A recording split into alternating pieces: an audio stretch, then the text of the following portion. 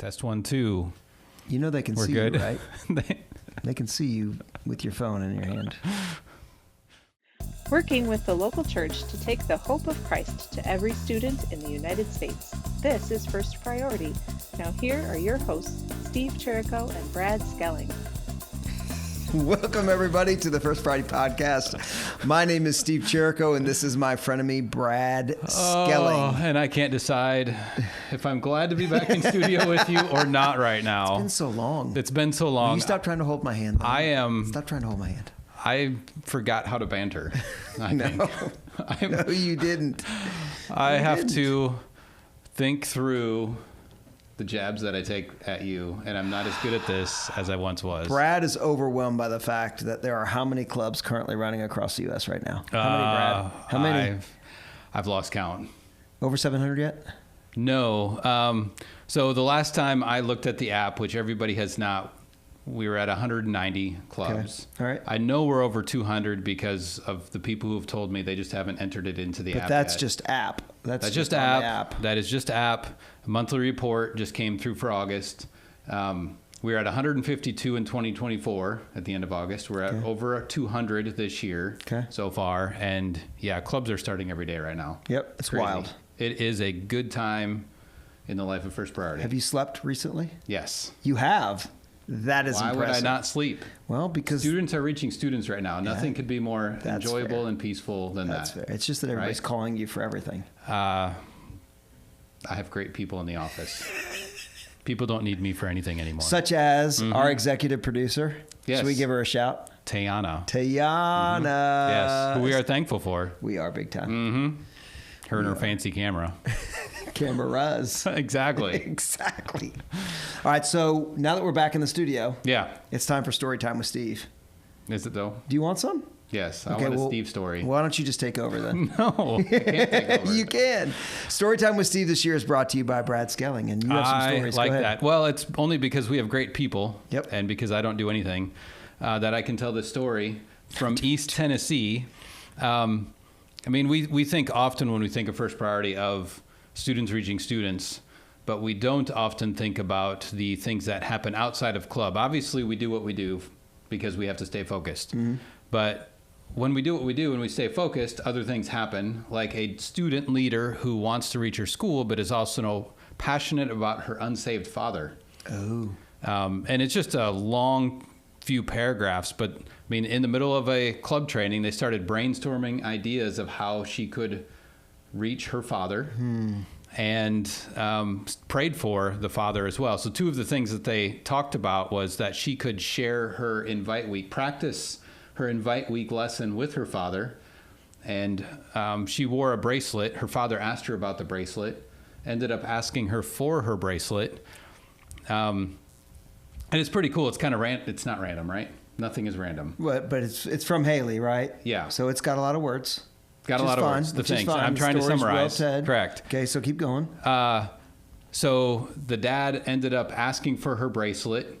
She shared the 4, which is on the bracelet, with her father. Yep. And then a few days later, found her dad in the living room where he was playing video games on one of the, I'm assuming it's like a first-person shooter game, but it doesn't have in it. But it turns out a gaming evangelist was sharing the gospel, and the dad's figure was just standing there on the TV in a group of people while this gaming evangelist was sharing Jesus with her father on the gaming platform until the gaming evangelist got kicked out of the game by the administrators.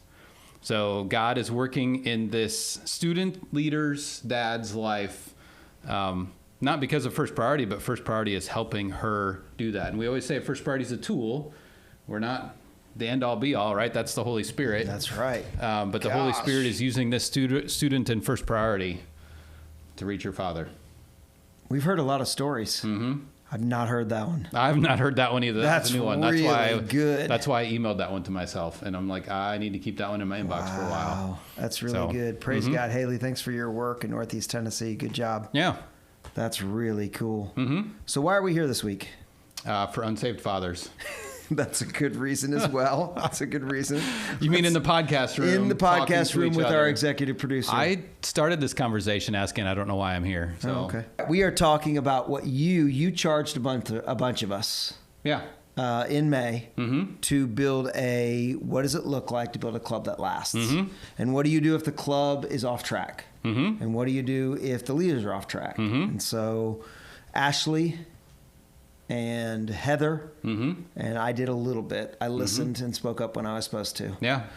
Really just dug in, and we started to talk about what does it mean to make sure that all of our leaders have resources that they can go to make sure that the club is actually going to last for a long time. Yeah. It's good. And it's fundamentals, right? It is. 101s. So we're going to talk about a lot of the same things that we've talked about in a lot of other podcasts, but it's good to stick with it. All right? So let's look at that. So multiple things to prepare for, right? First is identify the club and engage leadership. So talk about that a little bit. Well, I mean, there's a lot of levels to identification and engagement. I mean, Christina and I were just downstairs looking at states, like where would we launch districts? We're identifying locations that, hey, where is God calling us to in the state of Alabama, for instance? We've got 3 very healthy chapters down there.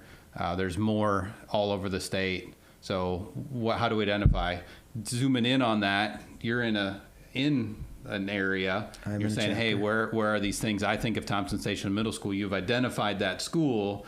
You just can't get me to do anything about it. And, identifying that student leader, who are the school administrators, talking to the churches. Yep. I mean, there's the teachers, who are the Christian teachers in that school. And myself as an adult volunteer, God can start with any of that. Right. And I was just going to say, there's 5 networks, right?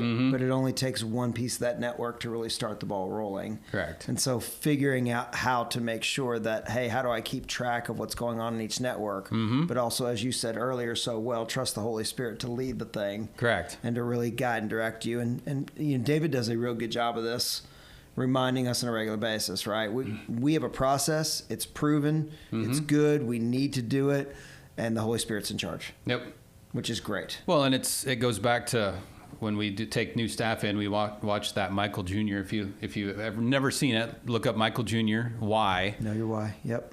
Know your why, and you have to have somebody who's called to that identified school, because that just makes your what. We don't need more first priority clubs. I mean, we need to help people who are called to reach their school, right? So we're looking for that called person. We're identifying that person who's called to reach that mission field. And you and I have said before, how many students does it take to reach a campus? Well, just one, right? Just one. But what is the tipping point for a leader as they begin to figure out, hey, it is time to launch this campus? What do you feel like are the things that are non-negotiables when it comes to leadership on a campus? Are you asking that question? I'm asking you. I mean, calling, right? I mean, it can start with any of them. What's necessary? And I think you're probably asking me, we need a student leader, we need a club coach, we need those elements when the club starts, but it can start with any of those 3. Okay. It can start with a student pastor who's burdened for the schools in their area, and they're casting vision to their students. And those students, ultimately, it does need the student, because without that, I was talking to the principal at Thompson Station Middle the other day, and he's like, yeah, we've got clubs. There's less than normal, but hey, yeah, you got a student. The student has to fill out the form. This is a student-led club. Yep. I will meet with that student, and whatever club they want to start, we'll help them get going and provide the space and the teacher sponsor and do all that stuff. But yeah, the student is the number one. Well, you've pushed us towards our next thing, which is in order to get school approval, you do need student leaders. Yep. You do need a faculty referee, faculty sponsor. And the coach part of it is something that you want to have there ongoing so that you have somebody that's actually supporting them, right? The goal is that the faculty serves as the referee, not as the coach, right? They've already got enough to do. Yep. So when those things start to happen, then to me, that's when you say paperwork's a go. It is. Let's do paperwork. We've got a movement. We've got people to do it. Off we go. So what happens next? Well, I mean, you have to walk through all of that, right? So in the paperwork side, there's Thompson Station has its form. We have to fill out that form. You can't fill out, but First Priority has our forms too to say, hey, here's what the club is about. We want you as a student leader to commit to sharing the gospel. We want to keep this club focused and moving forward. So there's two sides of that, but yeah, we got to get everybody to that point where, hey, here's who we are. Here's what First Priority is about. Student leaders are trained. Faculty sponsor knows their role. Because the principal's talking about the teacher that's going to help the students succeed, right? So the teachers are there, whether it's the video game clubs, or he was listing off a ton of sixth graders love to form nonsense clubs, right? Yep. And so, the First Priority Club, though, is a very focused non-nonsense club where, hey, we want to be driven. We want to move where God's calling us to. We want to see all those things. So to be training the leadership and working out all those details, because there's a lot of details that go into that. Well, and let's set reasonable expectations, because one of the things that happens with somebody who's new to First Priority is they think, oh, plug and play, 10 days, off we go. And the longer you spend with this, you find that what's beautiful about every campus is that it's unique, but that means the leadership's unique. That means the students are unique. That means even the faculty are unique. And so not to lose hope or burden if it takes more than 10 days. It takes 2 weeks. It takes 3 weeks. That's going to be okay. It is. We want it to go quickly because we want the students to start meeting and encouraging each other with the gospel, but we don't want to get ahead of doing it the right way the first time and then having to back the thing up. I agree. All right, so we get a student leader trained. One of the next things we say is we put dates on the calendar. We do. Right? The training includes resources. The training includes the Epic guide. It includes all of the prayer guides. It includes the prayer cards and response cards and all those things. So the next thing you do is put a date on a calendar. We do. And out of date on the calendar, you start to prepare for that, right? We've got to get it figured out. When are we actually going to meet? Where are we actually going to meet? Is the faculty sponsors classroom actually able to hold? One of the things we're experiencing this year is that classrooms are often not big enough. There's a weird hunger this year. Not weird bad, weird good. Like weird good. It's awesome. We're used to 8 to 10 student leaders, and what we're experiencing is 63. And so the science classroom doesn't fit unless you also have a lab attached. I've got a place that we trained this year, and it was like, without the lab, there's just no way. So in the midst of those trainings, we've got to start thinking about how we make sure that everything's in place. Out of that, make sure that the faculty understands, hey, this is what we're asking from you, right? And then make sure that we have a support plan for them, right? Our I don't know what the national version is, but our support plan is that we're at every club at least every other month. Our staffers are at the club every 2 months.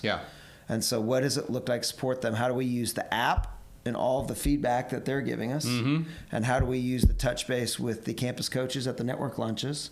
How do we use all those forms of communication to make sure that we're actually supporting the club? Correct.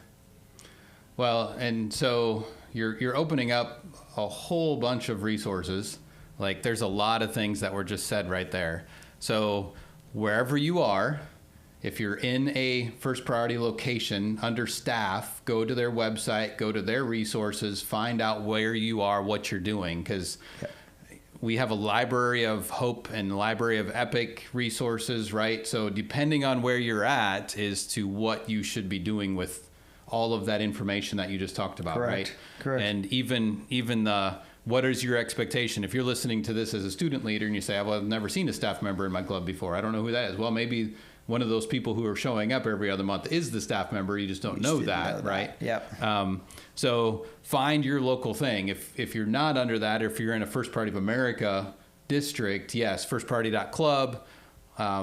There's a whole bunch of information in there. The app has all your information for, what roles you play as a student leader. And there's training for all of that written down. Like everything we have in our heads, we've written down on the paper to say, hey, if we want this for a student, we've written it down on the paper so there's no assumptions being made there. And there's a lot of flexibility in that. Well, double fold. Yeah. Because not only is there the app this year, which has been really strong for the last 18 months, but there's also a notebook this year that allows you to have paper copy as well as app, depending on what you prefer to use or what you have where. And you need both. And locally, on site, we are using the notebook. When we are preparing away, we are using the app. Same content, 2 different platforms to get the content. Correct. And all the helps and all the resources.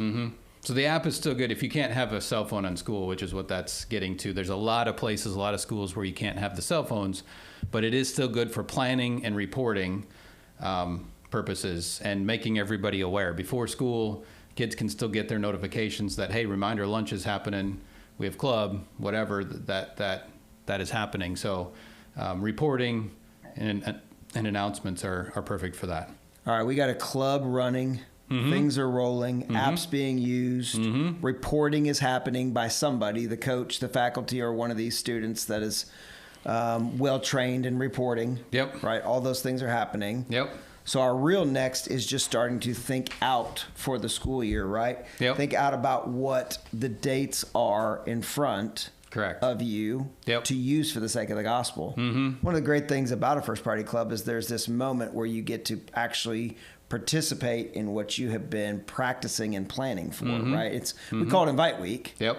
But in that safe setting, students get to actually take what they have been working on and go before their peers and go after it. And we use things like See at the Pole. We use things like Christmas parties. We use packing parties for Operation Christmas Child, like the list of things that are available. We use candy canes around Christmas, right? Yep. So Yep. the list of things that are available that are already out there for us to use for Invite Week are huge. So I think, again, there's a list there, and we're flying at a 35,000-foot view of launching a club here. Very high. Very high. The most important key dates are the Invite Week key dates. Like in the beginning of last year and this year's Epic guides that First Party of America has promoted, there are 2 pages that says, look at your school calendar, and here are HOPE, EPIC, whatever that is, and figure out how many cycles you can get done in the school year. You know when fall break is, Thanksgiving break, Christmas break. You know those dates. That's not going to come as a surprise. Tennessee testing, unless whatever. you don't plan for it. Yep. So that is the most anticipated key date we need to figure out. In that, then, you're right. See you at the pool. Same Wednesday morning every year. We can get out before school, be praying around your flagpole. You'll be surprised how many students walk up and say, hey, what is this? I'd like to participate. It's a great way to get more people in your club. Yeah. Same thing with Operation Christmas Child. Yeah. It's a super good excuse. Hey, we need some toothbrushes for kids in third world countries. Will you help us donate? People love that. Helps them to feel good. It's Christmas season. It's better to give than to receive.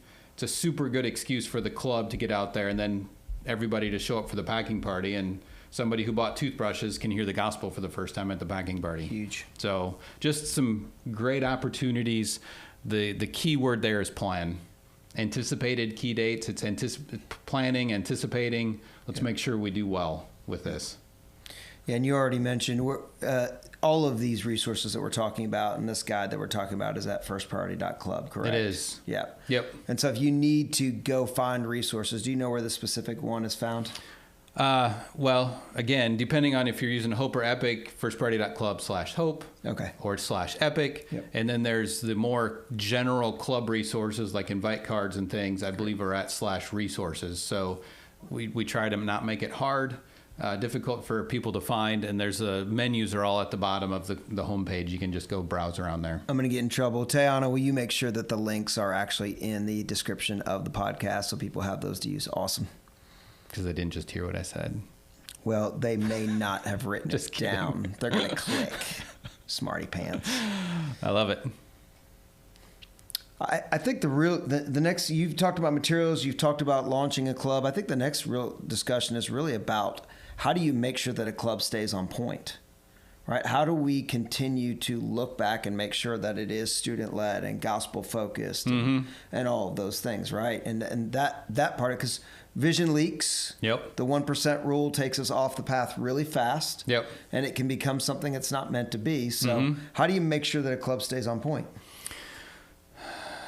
Debriefing and evaluation. Okay. I think setting up your expectations on the front end is key. So a lot of places historically and even more currently, we do these training dates. We'll have training events with multiple clubs involved, or even just one club, but you have an event. But then expecting the first 2 weeks to be even more training. Hey, let's get into the rhythm of this. Let's talk about the Epic cycle. Let's talk about sharing the gospel.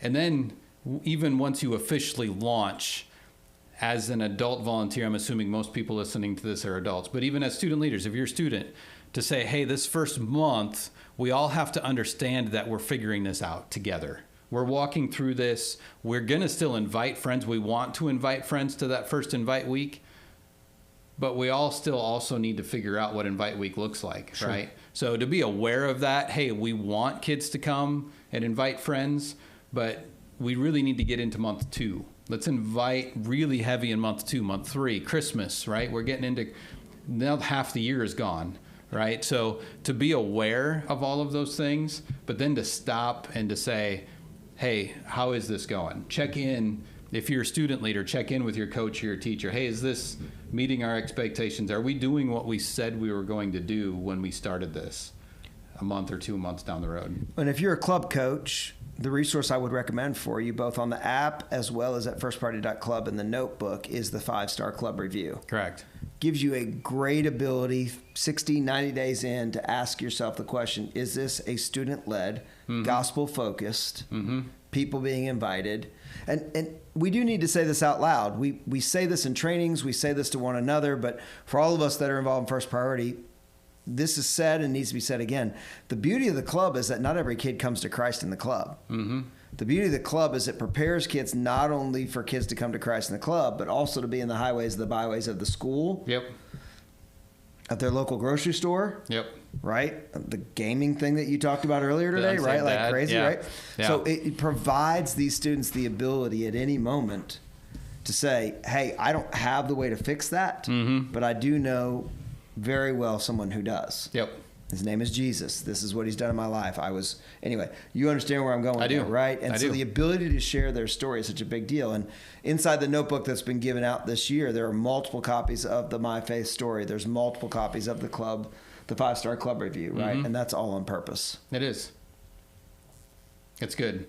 Yeah, and to sit back and to take a look at, no matter where you're at, what you're doing, my mind started going even a little bit of a different direction to say, hey, we're not able to get our club started, or we don't have all these elements. I was reading the question at the bottom of one of these things, what if we're asked to launch a club, but we don't have the financial resources or volunteers or networks to support it? It's okay. Yeah. It's okay to say no. It's okay to wait on God's timing. We don't understand God's timing most of the time, or in these situations. I mean, when we talk about our utopia, which is, I think, what we all get nervous and anxious about. Hey, we got to start this now. There's lost kids. We need to reach them, all these things. But, there's 43,000 middle and high schools in the United States. You and I have been doing this for a couple decades. And if we were going to worry about that, then we need to launch all of them now. Yep. Right? And when you talk about a big picture scale, you're like, well, no, that's not possible. Well, sometimes that's the same thing on your one club scale. It's just not God's timing. And we don't understand God's timing, but He's working out our salvation with fear and trembling. He's figuring it out. Yep. So the number one thing with all of it is just to make sure that we're walking in step with God. Yep. Where is He leading us? Thompson Station Middle School, it should have been started in our terms last year. Yep. Right? But it wasn't God's timing. I hope we're not missing God's timing, and we need to be in step with all of that. So yeah, even today I'm like, we need to get that thing going. So I'll close with story. Yeah. Since you started with story. Sure. You and I got an email middle of the weekend. Okay. From a gentleman who in 1999 to 2002 was called to reach his middle school through First Priority in a school that we're very familiar with. Yeah. And began to talk about how God has transformed his life, and he's actually leading a really cool movement for students across the country around prayer. Yeah. And it was one of those, it's pre you and I. We weren't around. Yeah, we talk about decades. No. But in the faithfulness with that student, his life has been transformed, and he was very clear, so grateful that this was part of my formation process. Yeah. Because it literally affects what I do for a living at this point. And we're going to get to spend more time with him. But I'm just reminded how many of those stories are out there when we stay focused on the things we talked about today, right? When we actually trust the process and we trust God's timing, then cool things like that come back later. And some of them we'll never hear about to the other side of heaven. Correct. But every once in a while we get a little God wink like we did this weekend, and that was a cool message. We have no idea. The unsaved dads, the kids somewhere heard the gospel, never came back to club, right? Yeah. And they showed up once, and their life was changed forever, the butterfly effect kind of a deal. And we won't know until we get there. That's good, Brad. Nice job. That was a good story. I like story time with Steve. Me too. And I kind of like recording podcasts with you too. Oh my gosh. This is a good time. Should we just sit here for a moment? No. Close it out, man. Why? We're having fun. You're killing me. We're having fun. Well, thanks everybody for listening. It's good to be back, rolling with clubs, giggling with Steve, and all the things in between. You're loving this. We're semi-matching right now. Semi-matching. Just finish the banter. I'm just feeling like I'm getting into my groove here, and you're wanting to close down the show. Friends, thanks again for watching. If you're on your favorite platform, make sure you give us a 5-star review. We certainly appreciate that. Yes. That helps us tell the story even farther, and know that there is more of this ridiculousness to come. And in the midst of it, hopefully Tayana can actually put some good content out there for you. Till next time. Thanks for listening.